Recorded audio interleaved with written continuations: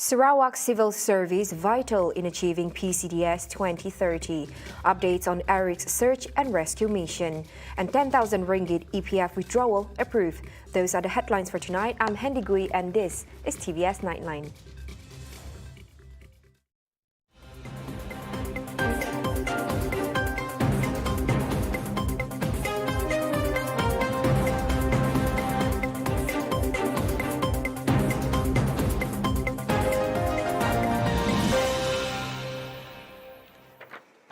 Now, the Sarawak Civil Service plays a vital role in achieving the state's post-COVID-19 Development Strategy 2030 or PCDS 2030.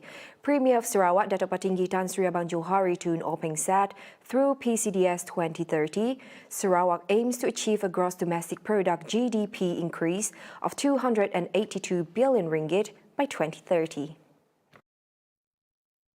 Abang Johari, whose speech was read by Deputy Premier of Sarawak, Dato' Amar Douglas Uga Embas said, for Sarawak to achieve the target, the state's economy needs to grow at an annual rate of 6 to 8%. Likewise, the leaders of our civil service must have the conviction and the courage to push and unleash their best to translate the state 2030 aspiration into a collective reality. Launched in July 2021, PCDS 2030 is an initiative for Sarawak to become a developed state by 2030 and provide high income to the people. Apart from boosting the economy, the initiative also aims to create 195,000 new jobs, increase Sarawak's household income to 15,000 ringgit a month, and reduce the urban and rural development gap.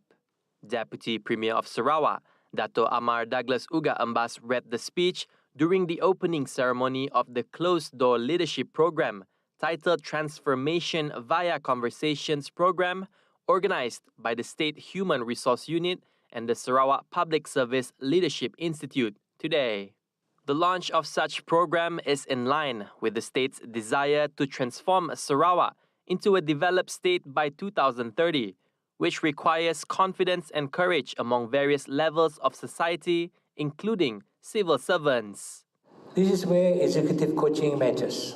Executive coaching is the latest thinking technology that nurtures our ability to think in clarity, think far ahead, and think creatively, strategically, and pragmatically, which is essential in driving impact and innovation. Abang Johari believes that a trainer with the right credentials on leadership, coupled with the usage of advanced technology, will be able to change the mindset and work ethics of Sarawak civil servants. The training program is scheduled to commence in June this year, with priority given to the groups that will manage the subclusters in the Post-COVID-19 Development Strategy 2030 or PCDS 2030. A total of 112 recipients were the latest batch to be conferred various state medals by the Yang di-Pertuan Negeri Tun Pehin Sri Abdul Taib Mahmud at the Astana Negeri's Great Hall on Wednesday. The ceremony commenced with the conferment of Darjah Utama Yang Amat Mulia Bintang Kenyalang Sarawak and the Pegawai Bintang Kenyalang PBK to 5 recipients led by Abdul Khalid Manap, followed by Han Hipney, Matthew Chin Hyong Choi, Alexander Donald, and Teresa Gelangdingin. 11 other recipients were conferred with Public Administration Medals, the Devotional Service Medals or Silver. Tun also conferred the Darjah Utama Yang Amat Mulia Bintang Sarawak to 27 people. The ceremony proceeded with the conferment of the Darjah Utama Yang Amat Mulia Bintang Kenyalang Sarawak ABK to 12 recipients. It was followed by the presentation of Public Administration Medal, Distinguished Service Medal or Bronze to 23 recipients, while 32 recipients were conferred with the Darjah Yang Amat Mulia Bintang Sarawak Bentara Bintang Sarawak BBS. Now, calling on all travelers, if you have been itching to travel again, get yourself packing because SITOK Sarawak 3.0 is back with exciting travel deals. Visitors will be in awe as there are over 88 attractive tour packages offered by participating travel agents and operators this weekend, offering up to 50% discounts for customers.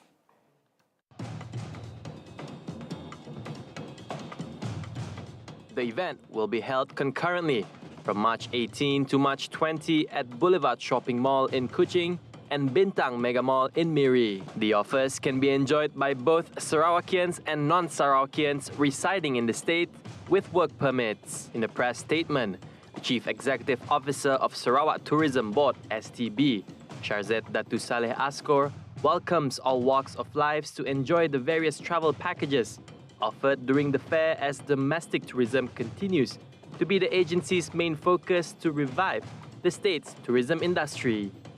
It is also timely, she said, as Mas Wings has increased their flight frequency to destinations such as Bintulu, Miri, Limbang, Lawas, Muka, and Cebu. At the same time, members of the public can take part in various games, talks, and photo opportunity at various booths to win attractive prizes offered only during the fair. For more information on SITOK Sarawak and SITOK Sarawak accommodation, you can visit its official website.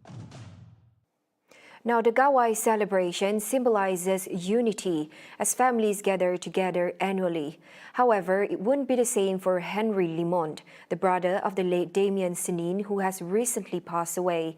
On March 10, Damian Senin, aged 46, from Serian, and Rowena Mambai, aged 35, from Simunjan, were victims of an electrocution incident that took place in the bathroom of their flat in Cameron Highlands. According to 49-year-old Henry Limond, the last time he met his brother was 5 years ago. Lama sudah mau dekat 5 tahun, 4 tahun tu macam terjumpa kami pakai telefon sajalah. Tu hari ada saya telefon sama dia. Bila dia balik, dia cakap gawai ni dia balik. Tapi tetap balik, dia terus dia balik dulu lah. Selama-selamanya. Henry was waiting at the Kuching International Airport for the 3 children left by the deceased as they arrived from Kuala Lumpur at 11:30 a.m. The 3 children, Elisa Olivia Damien, age 10, Joseph Ryan Damien, age 8, and Magdalena Damien, age 2, were accompanied by the brother of the late Ronwina, Robert Adi, and his wife, Kelly John. With the help of the Tabadu Assemblyman, Dr. Simon Sinang, he would ensure the welfare of the 3 children are taken care of. Selaku rakan sekampung mereka dan saya akan cuba sedaya upaya untuk memastikan kebajikan 3 orang anak mereka itu dipelihara, ya, dan saya akan berbincang dengan uncle ataupun pakcik mereka yang telah diberi kuasa untuk menjadi penjaga buat sementara ini, dan saya akan bekerjasama dengan keluarga tersebut untuk memastikan semua keperluan mereka, lebih-lebih lagi yang kecil tu, yang baru setahun tu, dan juga yang sudah sekolah tu 9 tahun, supaya mereka dapat melanjutkan pelajaran mereka.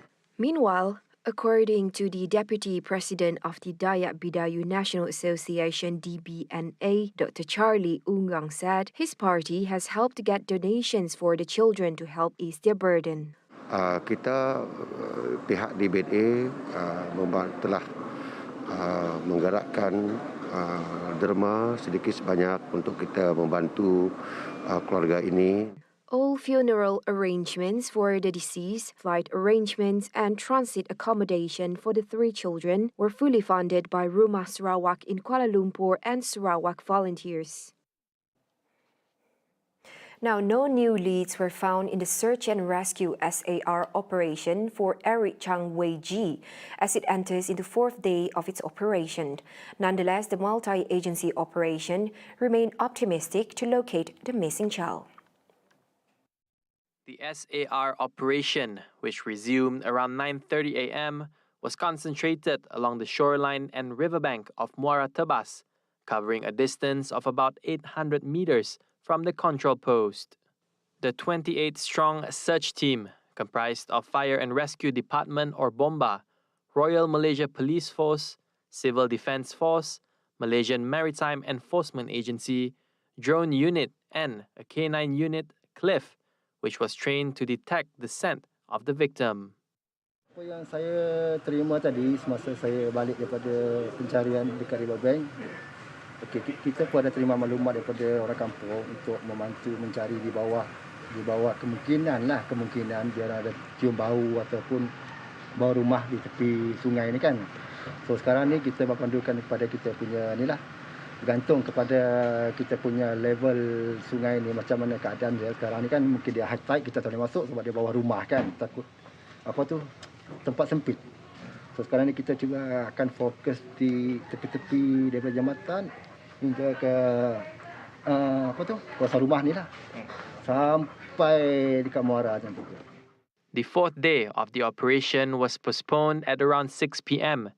and to resume on Thursday morning. The boy was reported missing since March 7 at his caretaker's house in Bintawa.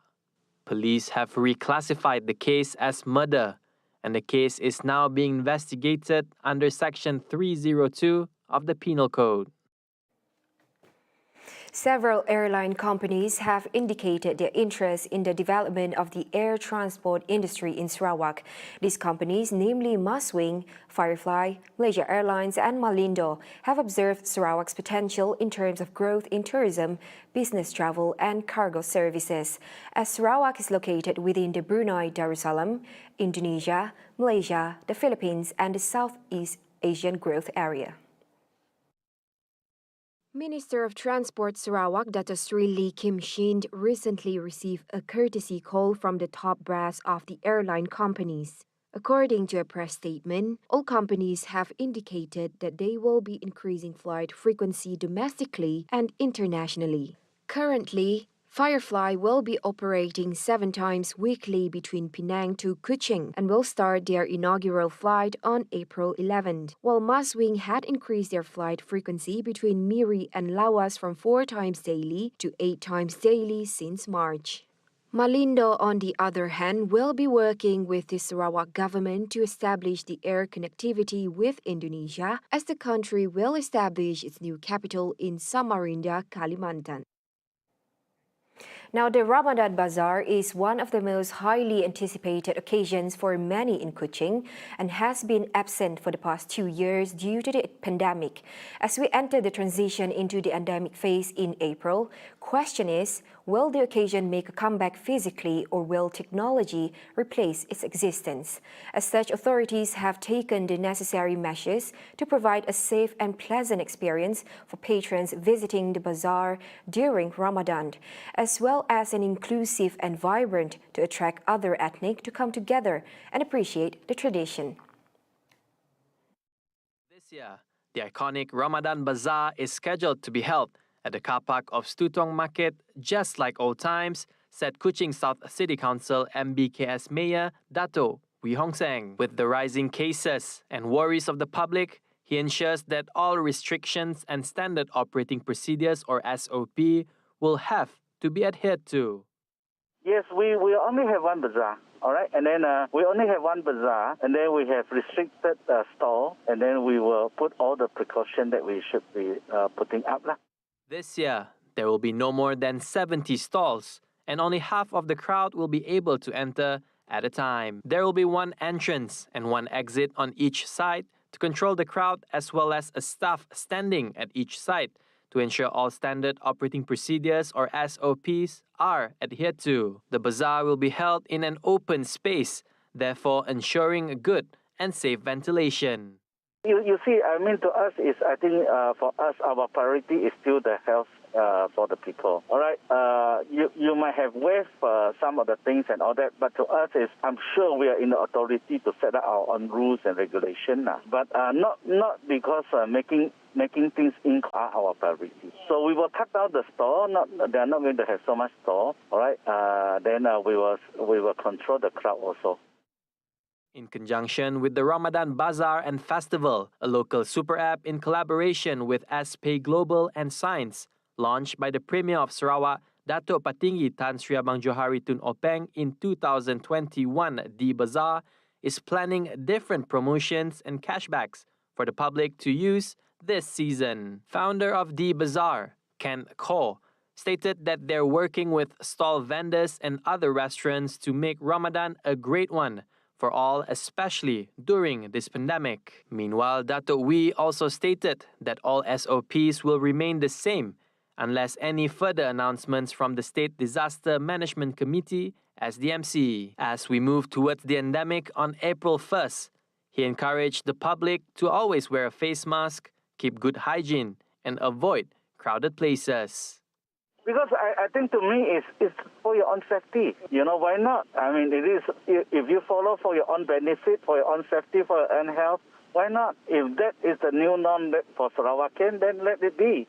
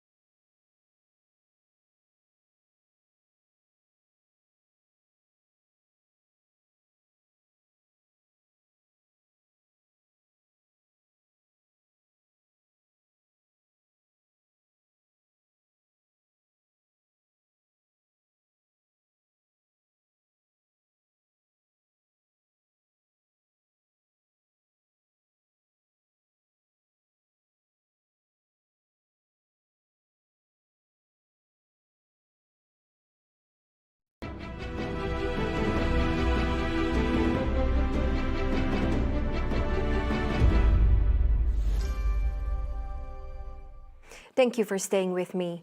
Now, the federal government has approved a 10,000 ringgit withdrawal from the Employees Provident Fund EPF Contributors Saving Account. Prime Minister Datuk Seri Ismail Sabri Yaakob said the decision was made after numerous research and surveys conducted on various walks of life affected by the pandemic. Berdasarkan dapatan kajian dan penelitian secara menyeluruh dalam fasa pemulihan selepas pandemik ini, ada dalam kalangan keluarga Malaysia yang masih terkesan dari segi ekonomi, hilang pendapatan dan sedang membina semula kehidupan. Kerajaan mendengar, mengkaji dan meneliti permintaan daripada semua pihak untuk pengeluaran caruman KWSP. Justru pada hari ini, kerajaan bersetuju membenarkan pengeluaran khas KWSP sebanyak RM10,000. Such a decision, Ismail Sabri added, was not an easy one to make as it involves a large sum of savings meant to be utilized in the future. For records, the government has approved similar withdrawals from EPF accounts through 3 schemes, namely iSina, iLestari, and iCitra, which totals up to 101 billion ringgit and have involved a total of 7.34 million contributors since the pandemic hit the country 2 years ago. More details on the 10,000 ringgit withdrawals will be published in the near future by the Ministry of Finance and EPF. Meanwhile, further details on the government's move to allow EPF contributors to make a special withdrawal of 10,000 ringgit will be provided in the near future. Finance Minister Tengku Datuk Sri Zafrul Tengku Abdul Aziz said the EPF will also announce measures that will be taken to address the declining retirement fund. For records, the government had approved EPF withdrawals under the I-Lestari, I-Sinar and I-Citra schemes, which saw 7.34 million EPF members withdrawing a total of 101 billion ringgit to help them in dealing with the impact of the COVID-19 pandemic during the movement control order. In addition, the EPF said, as the country rebuilds the economy and more people have returned to work, this should be the last facility allowed under the Special Withdrawal Initiative. In the same development, economic analyst, Associate Professor Dr. Yusuf Saari encouraged contributors to think twice before withdrawing their life savings to ensure that they have adequate supply when they retire, adding that all aspects must be taken into consideration prior to applying for the special withdrawal, unless they are dealt with desperate measure. Pertamanya, kita kena memahami bahawa Malaysia menuju ke sebuah negara tua ataupun aging nation, yang mana pada tahap itu, pada ketika itu, pada contohnya pada 2030 nanti, kita akan dapati ramai mereka yang populasi yang berumur 60 tahun ke atas itu akan lebih bertambah. Ya. Jadi ini memberi signal bahawa mereka yang umur selepas persaraan ini memerlukan keuangan yang betul-betul kukuh agar mereka dapat menempani hidup 10 dan 15 tahun selepas persaraan.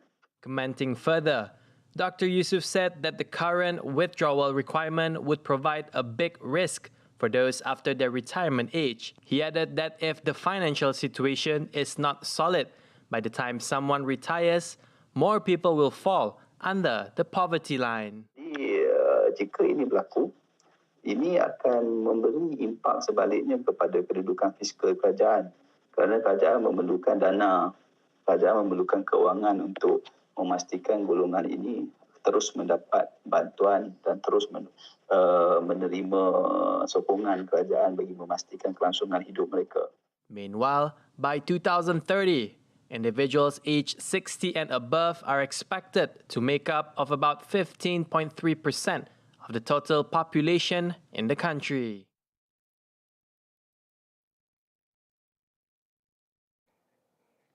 Now, the Election Commission EC has no plans yet to extend the postal voting category to Sabah and Sarawak voters who are residing in the peninsula in the 15th general election or GE15. Instead, voters are recommended to apply for a change of voting constituency based on the latest place of residence. Adding further, Mas Ermiati said only voters in certain categories were allowed to vote by mail, such as the EC staff, election officials, military, police, members of the General Operations Force on duty during early voting, media practitioners who are covering elections outside their constituency on polling day, and Malaysians abroad.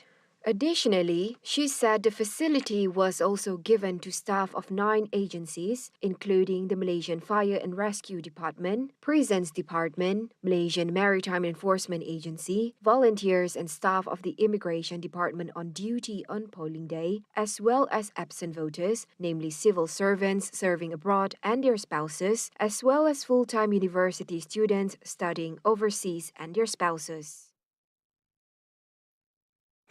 Now, the Department of Chemistry Malaysia has confirmed that there are no traces of pig DNA in frozen squid rings sold in the market.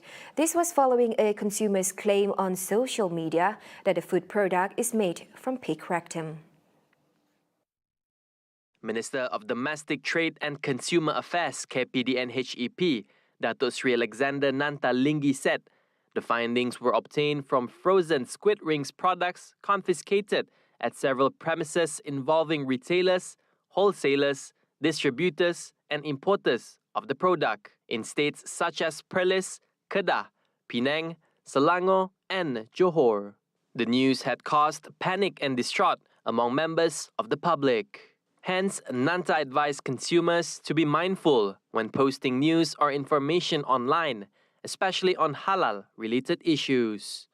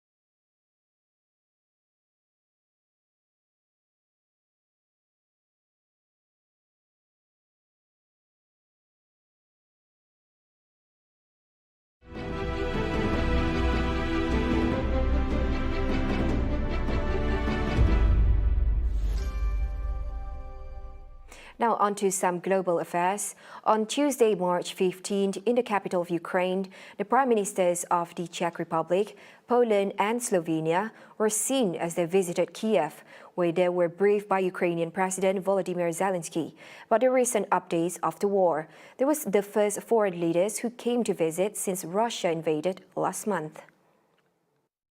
The European Council President Charles Michel and European Commission President Ursula von der Leyen made sure the decision for them to visit was discussed thoroughly. Known as the decision maker of the country, Polish Deputy Prime Minister Jarosław Kaczynski, leader of the National Conservative Political Ruling Party, PIS, also attended the meeting. During the meeting, the leaders would discuss further sanctions and how they can be even greater supporters to Ukraine. Throughout Ukraine's toughest times in the past month, the Czech Republic and Poland were their strongest supporters. Ukrainian Prime Minister Denis Shmyhal described them as courage of true friends. Now wrapping up the Nightline, the Eiffel Tower grew 6 meters after a new digital radio antenna was attached to the top of the Paris monument. The tower now measures 330 meters after the digital audio antenna was airlifted onto its peak by helicopter under a leaden sky.